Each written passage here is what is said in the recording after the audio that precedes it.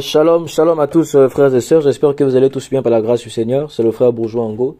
Seigneur, je te bénis, je te remercie pour tout ce que tu fais, papa. Merci pour ta grandeur, pour ta grâce, pour ta puissance, pour ta grandeur, pour tout ce que tu fais, Adonai. Nous te bénissons, Seigneur Yeshua. À toi seul soit gloire, richesse, honneur, sagesse, force. À toi seul, le roi de gloire. Oh papa, que tu nous conduises encore au Seigneur. Merci pour tout ce que tu fais, nous te rendons grâce. À toi seul soit la louange au nom de Yeshua. Nous avons prié, nous disons Amen. Enseigne-nous et guide-nous, papa. Alléluia. Alors, je disais, j'espère que nous allons tous bien. J'espère que nous allons tous bien par la grâce d'Elohim. Moi, je vais bien par la grâce de Yeshua Mashiach.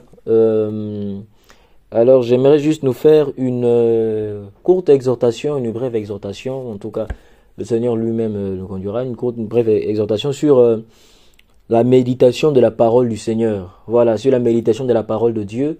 Sur la vie qu'un chrétien doit avoir avec le Seigneur. Alléluia.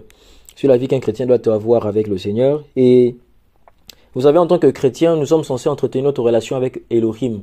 Nous sommes censés entretenir notre relation avec Dieu. Comment? C'est en étant dans la méditation et dans la prière. C'est comme ça que l'on entretient notre relation avec Yeshua Mashiach.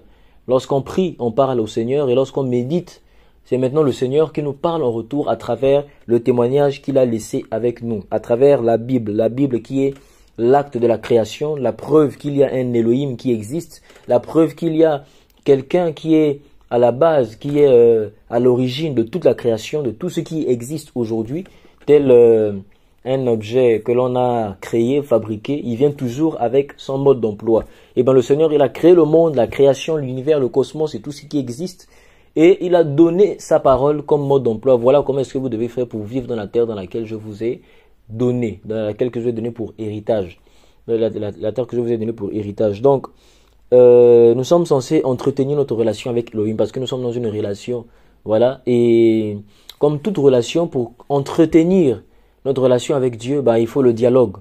Notre relation avec le Seigneur, il faut pour entretenir cette relation, excusez-moi, il faut le dialogue, il faut discuter, il faut le dialogue, la communication, l'entente, voilà. Et c'est la même chose avec Elohim. Et j'aimerais nous poser cette question. Comment voulons-nous faire évoluer notre relation avec le Seigneur si l'on ne prie pas, si l'on ne médite pas la parole du Seigneur, si on n'est pas à l'écoute de la parole de Dieu, si on n'est pas attentif, si on ne médite pas la parole du Seigneur jour et nuit. Alléluia. Si on ne médite pas la parole de Christ. Alléluia. Comment voulons-nous que le Seigneur puisse nous parler, nous visiter si on n'est pas tout le temps près de lui comme comme la sœur de Marthe qui était tout le temps au pied du maître, comme le dit ce passage dans Josué 1:8. Je voulais qu'on lise ce passage aussi. Seulement, Josué 1 à partir du verset 7. Seulement fortifie-toi et sois très courageux pour veiller à agir selon toute la Torah que Moïse, mon serviteur, t'a ordonné. Ne t'en détourne ni à droite ni à gauche, afin que tu prospères partout où tu iras. Que ce livre de la Torah ne s'éloigne pas de ta bouche. Médite-le jour et nuit, afin de veiller à agir selon tout ce qui y est écrit, car alors tu feras réussir ta voie, alors tu prospéreras. Alléluia. Le passage est clair. C'est en passant du temps, en méditant la parole de Dieu, en méditant la parole d'Elohim, jour et nuit, que on aura du succès dans nos voies, que l'on va prospérer dans tout ce que l'on fait. C'est en passant du temps avec le Seigneur. D'autres trouvent leur racine, leur source, c'est dans le monde. D'autres trouvent leur racine, leur source, c'est dans ils puisent une respiration, c'est dans le monde. Mais nous puisons notre respiration, c'est en Christ. Alléluia. C'est pas le travail qui va nous amener au ciel, ce n'est pas le temps que l'on passe à travailler, à bosser fort, à bosser dur qu'on va partir au ciel. Non, je ne dis pas non plus que le travail est mauvais. Non, mais que l'on ne fasse pas du travail le centre de notre vie, le bonheur de notre vie, le point culminant, le point le plus capital, le point capital de notre vie. Non, c'est Jésus, c'est Yeshua Mashiach qui doit être le point capital dans notre vie, c'est-à-dire l'incontournable. Yeshua HaMashiach seul. Quand on te pose la question, mais je vois ta vie et tout, les choses réussies, c'est vrai, il y a notre part, parce que en même temps la Bible dit celui qui ne travaille pas ne mange pas. C'est vrai qu'à cause du péché, on a été condamné à travailler dur pour pouvoir manger, comme Paul dit, que celui qui ne travaille pas ne mange pas, et le Seigneur avait dit à l'homme que tu mangeras le pain à la sueur de ton front. Mais n'en demeure moins que notre bonheur, c'est Yeshua. Notre joie, c'est Jésus. Notre bonheur, c'est Christ. Notre bonheur n'est pas un homme, n'est pas une femme, n'est pas quelqu'un, n'est pas une famille, n'est pas le travail, n'est pas les hommes, n'est pas les femmes. Notre bonheur, c'est Jésus de Nazareth seul. Alléluia. On va prendre ce passage-là. Ça me rappelle ce passage. Nous allons prendre ce passage en même temps. Psaume 1 à partir du verset 1. Vous pouvez lire tout le chapitre, mais il y a quelques versets qui vont nous intéresser. On connaît tous ces passages-là. La Bible dit: heureux l'homme qui ne marche pas selon le conseil des méchants, qui ne s'arrête pas sur la voie des pécheurs et qui ne s'assied pas dans l'assemblée de mon cœur, mais qui prend plaisir dans la Torah de Yahweh et qui médite sa Torah jour et nuit. Il est comme un arbre planté près des ruisseaux d'eau, qui rend son fruit en sa saison et dont le feuillage ne se flétrit pas. Tout ce qu'il fera réussira. Alléluia. Heureux l'homme qui ne marche pas selon le conseil des méchants, qui ne s'arrête pas sur la voie des pécheurs, qui ne s'assied pas dans l'assemblée de moqueurs, mais qui prend plaisir dans la Torah de Yahweh et qui médite sa Torah jour et nuit. Qui prend plaisir à la Torah de Yahweh et qui médite sa Torah jour et nuit. Il est comme un arbre planté près des ruisseaux d'eau, qui rend son fruit en sa saison et dont le feuillage ne se flétrit pas. Vous voyez? Il est comme un arbre planté près des ruisseaux d'eau, qui rend son fruit en sa saison et dont le feuillage ne se flétrit pas. Tout ce qu'il fera réussira. Et on a lu tout à l'heure dans le passage, la Bible nous dit que ce livre de la Torah, Josué 1:8, que ce livre de la Torah ne s'éloigne pas de ta bouche. Médite le jour et la nuit afin d'agir selon tout ce qui y est écrit. Car alors tu réussiras et tu prospéreras. C'est la même chose avec le psaume 1. C'est la même chose avec le psaume 1. C'est-à-dire, si nous voulons évoluer, exceller, croître dans notre relation avec le Seigneur, il faut la méditation de la parole. Il faut lire. Il y a des anciens qui me disent souvent, c'est une parole que j'entends souvent, que l'esprit se nourrit avec la lecture. C'est en méditant, en lisant, que nous nourrissons nos esprits, que nous nourrissons nos âmes. Pas de la connaissance, non. C'est vrai, de la connaissance d'une part, mais nous sommes plus remplis de sagesse, d'intelligence, de discernement, de piété. Voilà, mais en méditant plus sur la parole du Seigneur. Vous savez, c'est la parole qui nous façonne, hein. C'est la parole de l'Elohim qui nous façonne. Pourquoi est-ce qu'on a précisé cela? Médite la Torah jour et nuit. Hein? La loi du Seigneur. La Torah, c'est la loi. On peut encore traduire cela par commandement et autres. En gros, la parole que le Seigneur nous a donnée jour et nuit. C'est-à-dire, on ne doit même pas laisser, voilà, s'il faut dire ça, s'il faut quand même dire ça, la Bible est respirée, parce que j'entends souvent certains chrétiens qui disent: non, moi je m'ennuie et tout, je m'ennuie, j'ai envie de sortir, partir me balader un peu, aller manger, faire quelques marches. Oui, c'est vrai, c'est pas interdit. Mais la manière dont nous parlons souvent, c'est comme si vraiment, en Christ, vraiment on s'ennuie d'une manière à mort et il n'y a plus... C'est comme s'il n'y a plus la vie. C'est comme s'il n'y a plus la vie en fait. Si en Christ il n'y a plus la vie, c'est que vraiment notre vie en Jésus là, elle est... Je sais pas... Si tu dis qu'en Christ, tu t'ennuies, non mais là je comprends pas. Si tu dis qu'en Jésus, tu t'ennuies, c'est que là il y a un problème, frère. Si tu dis qu'en Christ, tu t'ennuies, tu as besoin de sortir tout le temps pour que tu puisses te sentir à l'aise, non, il y a un problème. Alléluia. Il y a un problème. C'est hier ou avant-hier, je me rappelle plus trop, vendredi ou samedi. Alléluia, j'étais en train de méditer la parole du Seigneur. Parce qu'il faut dire que nous tous on s'efforce à méditer, à prier, à lire, c'est pas facile. Avec les temps que nous vivons en ce moment-là, là où on est beaucoup occupé, là où on est beaucoup pris par nos travaux et autres. Et si on ne fait pas attention, on va tomber dans une routine qui sera normale pour nous. Et ce sera tellement très normal pour nous que la seule excuse qu'on pourra donner au Seigneur, c'est que, ah Seigneur, je travaille, Seigneur, c'est le travail qui me prend le temps. Ah frères et sœurs, ce ne sera plus une excuse qui va durer pour longtemps, hein. Ce sera une excuse après, ce sera une habitude. Une habitude, après ce sera quelque chose de normal pour nous, et on n'aura plus le temps de méditer, on n'aura plus le temps de prier, on n'aura plus le temps, en fait tout sera normal pour nous, et on va rester, on sera des affamés, on sera des chétifs dans l'esprit. Hein? Moi-même le premier, je vous parle. C'est pas que moi je médite plus que vous, ou bien non. C'est juste, voilà quoi, on a besoin d'être fortifié, d'être encouragé, d'être fortifié par rapport à ce genre de choses. Hein? Moi-même le premier qui vous parle, nous tous nous en sommes victimes, hein, de ces choses-là, de la routine, de la vie. Ou bien parfois les frères ils sont là, ça arrive. Et des frères ou bien des sœurs, on est là, on se dit, ah je dois méditer, je dois prier, ça fait vraiment très longtemps, ah vraiment je dois prendre du temps pour méditer la parole du Seigneur. On réfléchit sur ça, la Bible est là, On regarde la Bible nous regarde, mais on ne fait rien. Et pourtant, on sait qu'on doit méditer la parole du Seigneur. Et pourtant, on sait qu'on doit lire, on sait qu'on doit prier, on sait qu'on doit passer du temps dans la présence d'Elohim. On sait que, pour que notre relation avec Elohim puisse croître, la croissance de notre Elohim avec le Seigneur dépend aussi de notre vie de méditation, dépend aussi du temps que l'on passe au pied du Maître, dépend aussi du temps que l'on passe au pied du Seigneur, dépend aussi du temps que l'on passe dans la prière. Alléluia. Je ne nous demande pas d'aller faire du temps de prière on va faire des courses pour la prière, non. Qui prie plus, qui dure plus, qui dure plus, qui passe plus du temps à méditer la parole du Seigneur. Non. Bien que cela peut être aussi motivant, mais sinon après, le but, c'est pas de dépasser un frère, dépasser un frère, une sœur dans la méditation ou dans la prière. Non, le but c'est de cultiver sa relation avec le Seigneur. Garder sa relation avec le Seigneur constante. Alléluia, c'est ça que j'aimerais dire. C'est de garder la flamme allumée. C'est de garder la flamme allumée. Alléluia. C'est ça le but. Le but, ce n'est pas de lire beaucoup pour dépasser un frère, dépasser une sœur. Non. Le but, c'est de méditer, c'est-à-dire garder simplement notre relation avec le Seigneur constante. Parce que si on ne parle plus avec Elohim, c'est qu'on est sans vie. On est mort. Chrétien, toi qui dis que tu t'ennuies tout le temps là, tu as déjà terminé de lire la Bible. Tu as déjà fini de lire la Bible, Genèse, Apocalypse, tu as déjà fini. Donc, pour toi là, tout était, voilà quoi, tu t'ennuies déjà, même si tu as fini de lire la Bible. Tu peux encore relire, même si tu as déjà fini de lire le livre. Tu peux relire. Tu peux en relire. Alléluia. Tu peux en relire. Est-ce que le riz que tu manges tous les jours, tu dis non, j'ai déjà mangé le riz là hier. Non.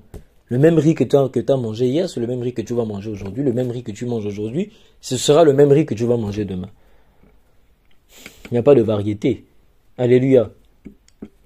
N'est-ce pas avec la même nourriture qu'on se nourrit tous les jours? Des fois on se pose la question, est-ce qu'on vit pour manger ou bien on mange pour vivre? Alléluia. Est-ce qu'on vit pour manger ou bien on mange pour vivre? On mange pour vivre. Et après, si tu vis pas aussi, tu peux pas manger. Donc, vous voyez que des deux côtés, on est, je sais pas s'il faut dire indispensé, des deux côtés, voilà.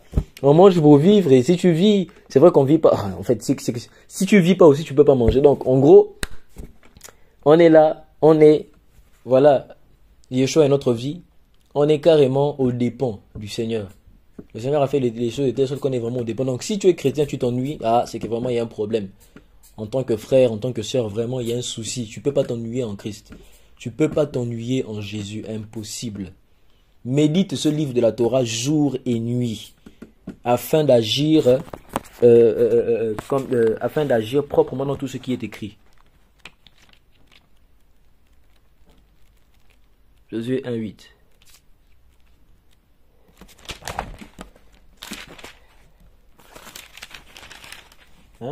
Que ce livre de la Torah ne s'éloigne pas de ta bouche. Médite-le jour et nuit afin de veiller à agir selon tout ce qui y est écrit.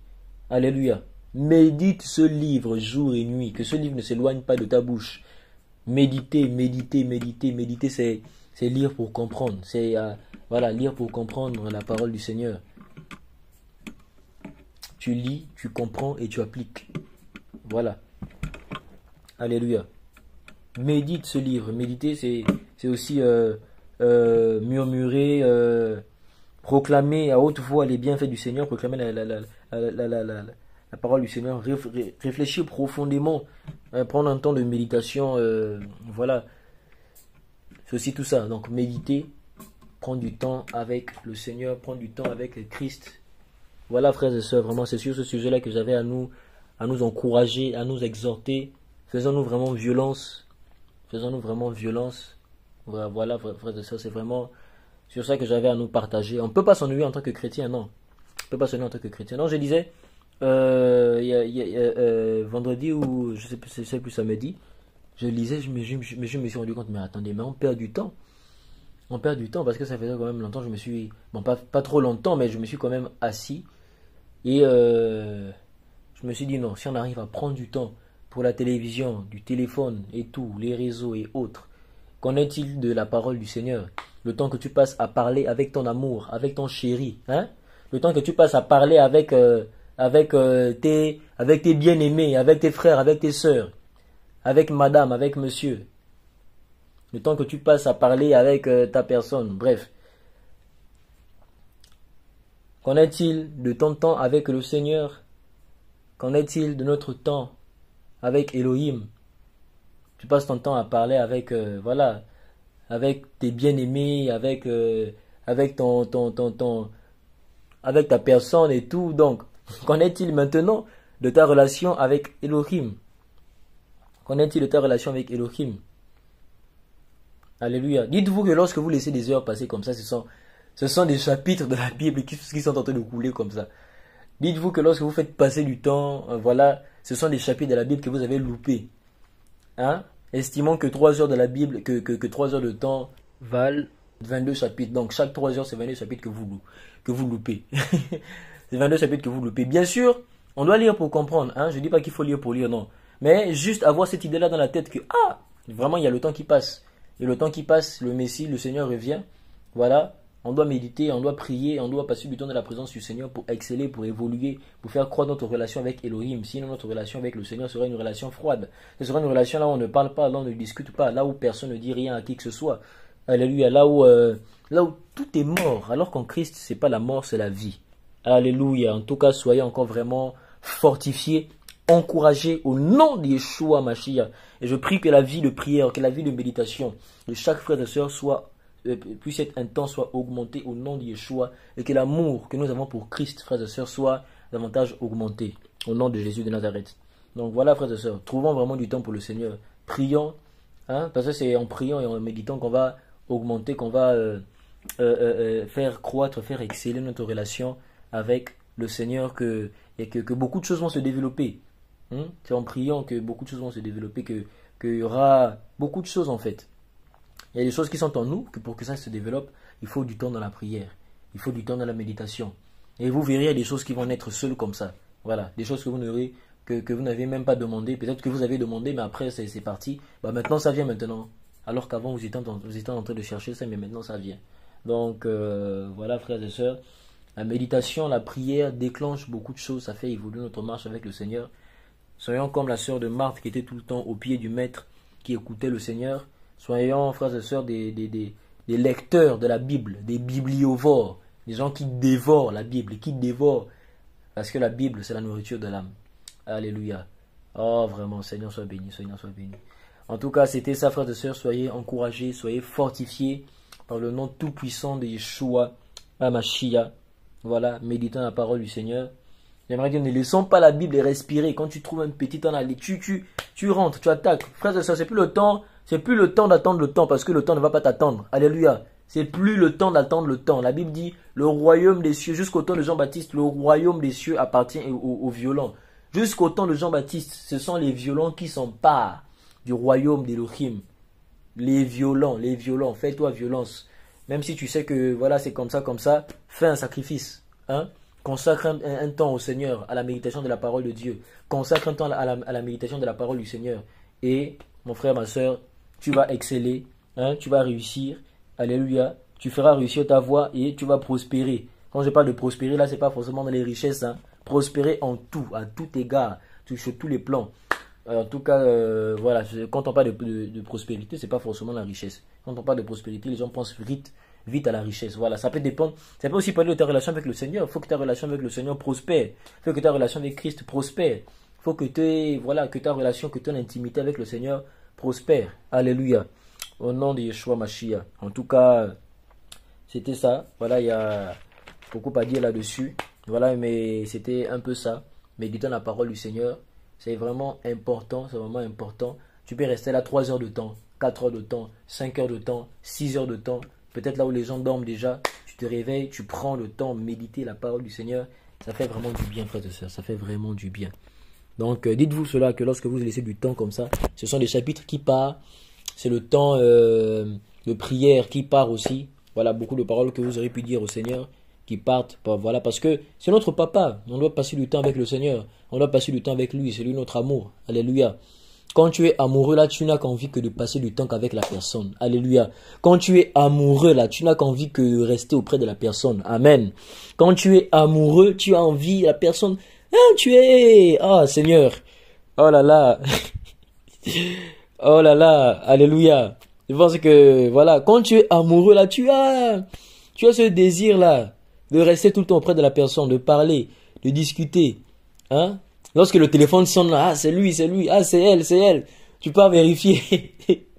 Bref, alléluia. Donc, c'est ça, frères et sœurs. Soyons vraiment encouragés, soyons fortifiés. Que le Seigneur vous bénisse et passez une belle journée ou une belle soirée. Ça dépend d'à quel moment vous recevrez, vous lirez cette exhortation, ce message. Alors, shalom, partagez ce message aux frères et sœurs, afin qu'ils soient aussi encouragés, bénis. Et voilà quoi, si vous voulez pas aussi manquer d'autres exhortations, si vous êtes tombé sur cette vidéo, si vous voulez pas manquer d'autres exhortations, abonnez-vous, activez la cloche de notification pour ne rien manquer. Et voilà, que le Seigneur vous bénisse. Shalom, shalom, paix et grâce. Alléluia.